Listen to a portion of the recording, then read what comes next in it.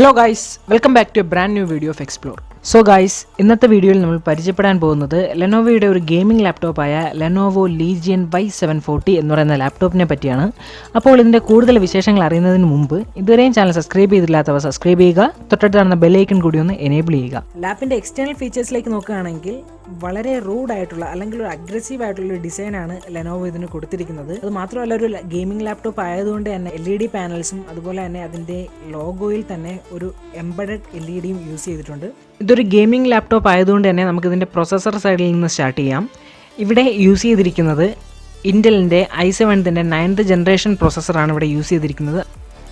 വളരെ നല്ലൊരു പെർഫോമൻസ് കാഴ്ചവെക്കാനായിട്ട് ഈ ലാപ്ടോപ്പിന് സാധിക്കും. അതുമാത്രമല്ല ഇവിടെ യൂസ് ചെയ്തിരിക്കുന്ന OS വിൻഡോസ് 10 ഹോം ആണ്.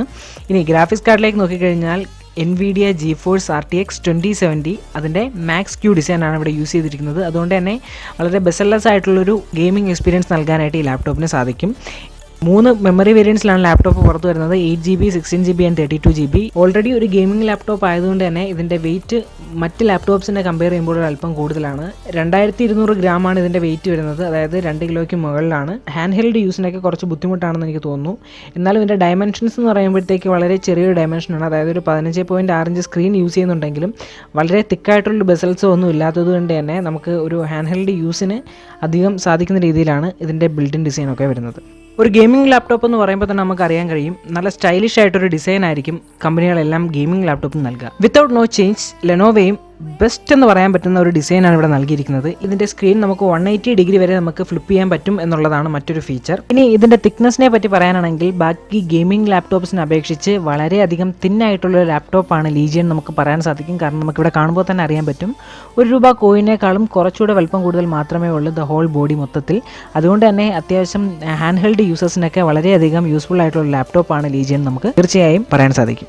ഇനി എടുത്തു പറയേണ്ട ഒരു കാര്യം എന്ന് വെച്ച് കഴിഞ്ഞാൽ ഇതിൻ്റെ ഹിഞ്ചസ് ആണ്. അതായത് സ്ക്രീൻ ടു ബോഡി ഹിഞ്ചസ് എന്ന് വെച്ച് കഴിഞ്ഞാൽ ബട്ടറി സ്മൂത്താണ് നമുക്ക് വേണമെങ്കിൽ പറയാം. കാരണം അത്രത്തോളം സ്മൂത്ത് ആയിട്ടുള്ളൊരു ഹിഞ്ചാണ് ഇവിടെ യൂസ് ചെയ്തിരിക്കുന്നത്. ഈവൻ ഒറ്റ കൈകൊണ്ട് തന്നെ നമുക്കിത് തുറക്കാനും അടയ്ക്കാനും ഒക്കെ സാധിക്കുന്നുണ്ട്. ഇനി ഇതിൻ്റെ സൈഡ്സിലേക്ക് നോക്കിക്കഴിഞ്ഞാൽ നല്ല രീതിയിൽ ഡിസൈൻ ചെയ്തിട്ടുള്ള ഒരു ഫാൻ ഗ്രില്ല് കാണാം. അതുപോലെ തന്നെ തൊട്ടടുത്തായിട്ടൊരു USB പോർട്ടും കാണാൻ സാധിക്കും. ഫ്രണ്ട് പാനൽ ആസ് യൂഷ്വൽ എല്ലാ ലാപ്ടോപ്പ് പോലെ ഇവിടെയും പ്ലെയിൻ ആണ്.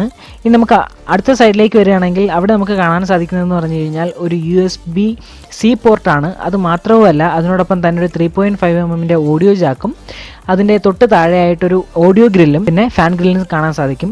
ഇനി ബാക്കിയുള്ള കമ്പ്യൂട്ടേഴ്സിനെ അപേക്ഷിച്ച് ഇതിൽ നമുക്ക് കാണാൻ പറ്റുന്നൊരു പ്രത്യേകത എന്ന് പറഞ്ഞു കഴിഞ്ഞാൽ ഇതിൻ്റെ എല്ലാ അഡീഷണൽ പോർട്സും ബാക്ക് സൈഡിലായിട്ടാണ് വരുന്നത്. എന്ന് വെച്ച് കഴിഞ്ഞാൽ USB പോർട്ടായാലും തെതറിംഗ് പോർട്ടായാലും ചാർജിങ് പോർട്ടായാലും എല്ലാം ഇതിൻ്റെ ബാക്ക് സൈഡിലായിട്ടാണ് കമ്പനി അറേഞ്ച് ചെയ്തിരിക്കുന്നത്.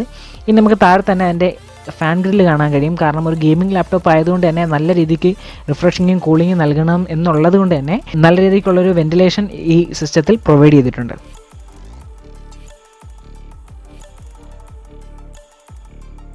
ഈ ലാപ്ടോപ്പിൻ്റെ ബെസ്റ്റ് ഫീച്ചേഴ്സിലൊന്ന് അതിൻ്റെ കീബോർഡ് തന്നെയാണ്.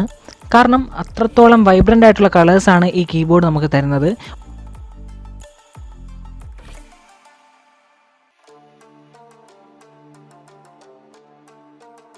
ഇനി നമുക്ക് ഈ സിസ്റ്റം ഒന്ന് ബൂട്ട് ചെയ്യാം.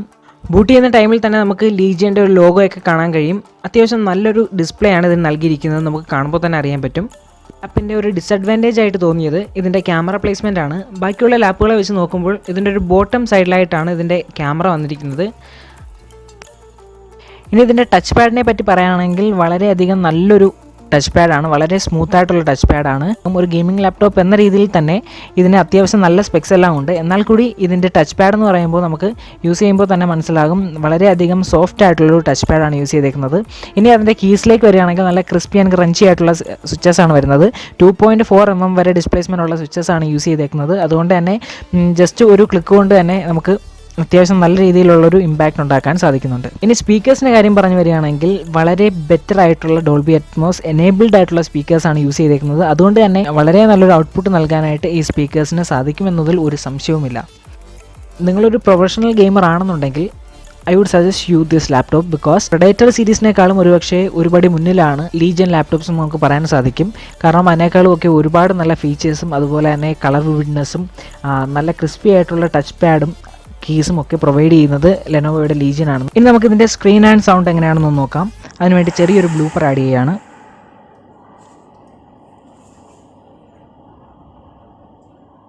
RGB മോഡ്സ് എനേബിൾഡ് ആയിട്ടുള്ളൊരു കീബോർഡാണ് ഇവിടെ യൂസ് ചെയ്തിരിക്കുന്നത്. അതുകൊണ്ട് തന്നെ ഇതിന് അത്യാവശ്യം നല്ലൊരു ലുക്ക് നൽകാനായിട്ട് ഈ കീബോർഡിന് സാധിക്കുന്നുണ്ട്. ഞാൻ ഓൾറെഡി പറഞ്ഞിരുന്നു ഇതൊരു ഗെയിമിംഗ് ലാപ്ടോപ്പ് ആണെന്ന്. അപ്പോൾ ഇതിൻ്റെ പ്രോസസ്സർ എന്തായാലും വളരെ ഹൈ എൻഡ് ആയിരിക്കും നമുക്ക് ഊഹിക്കാവുന്നതാണ്.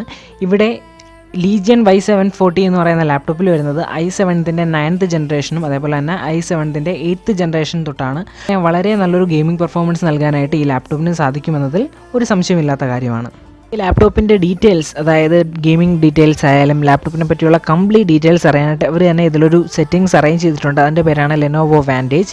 അതിൽ കയറുമ്പോൾ നമുക്ക് CPU എത്രത്തോളം യൂസ് ചെയ്യുന്നുണ്ട്, GPU എത്രത്തോളം ആണ് എന്നുള്ളതൊക്കെ അറിയാൻ പറ്റും. ഇനി തെർമൽ മോഡുണ്ട്. തെർമൽ മോഡിൽ 3 പെർഫോമൻസ് റീജിയൻ ആണ് നൽകിയിരിക്കുന്നത്. അതായത് നമ്മൾ ഗെയിമിംഗ് ടൈമിലാണോ യൂസ് ചെയ്യുന്നത്, വേറെ എന്തെങ്കിലും യൂസ് ആണോ അതോ നോർമൽ യൂസ് ആണോ എന്നുള്ളത് അനുസരിച്ച് കമ്പ്യൂട്ടറിൻ്റെ പെർഫോമൻസിനെ അറേഞ്ച് ചെയ്യാനായിട്ടുള്ള ഒരു സെറ്റിംഗ്സ് മെനു ആണ് കാണുന്നത്. അതുപോലെ തന്നെ മറ്റൊരു ഫീച്ചർ എന്ന് വെച്ച് കഴിഞ്ഞാൽ നമുക്കിതിനകത്ത് ഡോൾബി വേണമോ വേണ്ടയോ, അത് എനേബിൾ ചെയ്യണോ ഡിസേബിൾ ചെയ്യണോ എന്നുള്ളൊരു ഫീച്ചറും ഈ ലാപ്ടോപ്പിൽ ഓൾറെഡി അവൈലബിൾ ആണ്. അത് മാത്രമല്ല റാപ്പിഡ് ചാർജിങ് എനേബിൾ ചെയ്യണോ വേണ്ടയോ എന്നുള്ളതും ഈ ക്വിക്ക് സെറ്റിംഗ്സിനകത്ത് നമുക്ക് എനേബിൾ ചെയ്യുകയോ ഡിസേബിൾ ചെയ്യുകയോ ചെയ്യാവുന്നതാണ്.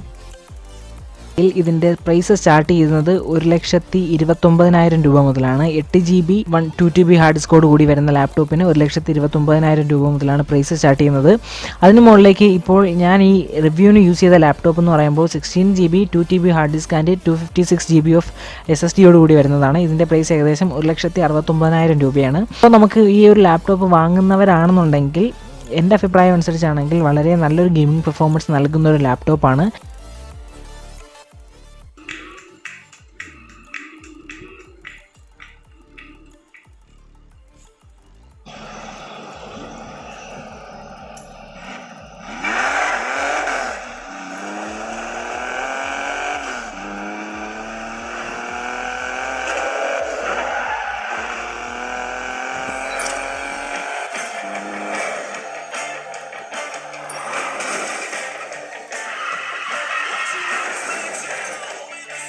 ഓക്കെ, ഇന്നത്തെ വീഡിയോ നിങ്ങൾക്ക് എല്ലാവർക്കും ഇഷ്ടമായിട്ടുണ്ടെങ്കിൽ തീർച്ചയായും ലൈക്ക് ചെയ്യുക. എന്തെങ്കിലും കുറ്റമോ കുറവോ ഉണ്ടെങ്കിൽ താഴെ കമൻറ്റ് ബോക്സിൽ കമൻറ്റ് ചെയ്യുക.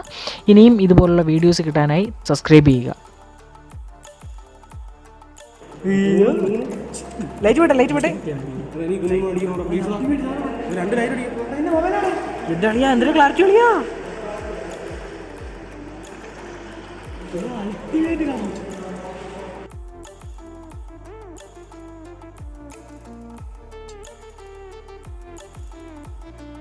വീണ്ടും അടുത്തൊരു വീഡിയോയിൽ കാണും വരെ it's me Abhay signing off.